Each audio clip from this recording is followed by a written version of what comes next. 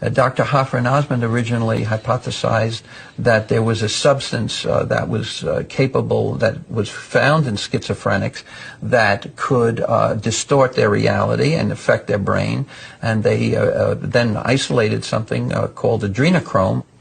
They found that the adrenochrome could actually produce schizophrenic symptoms, could cause hallucinations, delusions, and so on. And adrenochrome is an oxidized product of adrenaline. And adrenaline often occurs when you're under stress. And people who have the genetics for it can then develop these oxidized stress hormones that are then capable of actually poisoning the person. If you had the right genes, if you had the right genetic structure, and now there's evidence for that, which would allow the conversion of too much adrenaline to adrenochrome, which was a hallucinogen in the brain, that if this happened, that this would act on the brain as if they had taken LSD, and they would then become psychotic.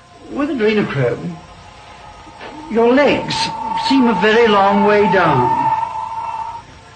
Your clothes may become uncomfortable, and particularly if you're convinced that something is wrong, almost intolerable. Small distortions can be even more frightening than large ones, because you can't be sure that they are distortions. And as tension mounts, so does one's uncertainty. Ours is a simple, comprehensive hypothesis that wasn't based upon chance. We actually derived our hypotheses from very careful observation that had been made by Humphrey Osmond and John Smithies and myself. That was our hypothesis. Ours is the only rational hypothesis there is. The average psychiatrist will not answer your question. Ask him what causes schizophrenia. I don't know. They think it's biochemical. They use the word biochemical, but they don't understand what that means. Because when you load someone up with a toxic drug, you're not giving him a biochemical treatment. You're merely poisoning him. And it's easy enough to poison people, and that's no problem. So there are no theories that are acceptable except ours.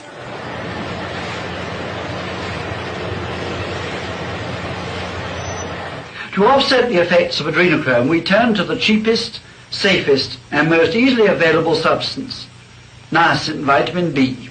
We now, by that time, knew that niacin might protect the cell against the effect of adrenochrome. So I decided that we would try niacin.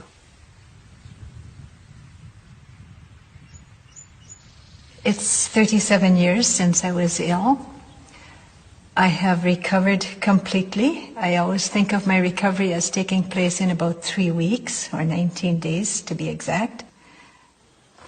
The theory that Dr. Hoffer has, that the adrenals produce this toxic adrenoleutin, and that's like LSD in the body, that fits my story. And I think my own part in it was overdosing on sugar. I loved my sweets. I wasn't aware, I didn't really know that sugar can affect my mind. And he said, we'll put you on the niacin and watch what happens. And I didn't have any expectations, but something happened. I make recommendations for vitamins or supplements, always in terms of cleansing and building. And I make recommendations for diet.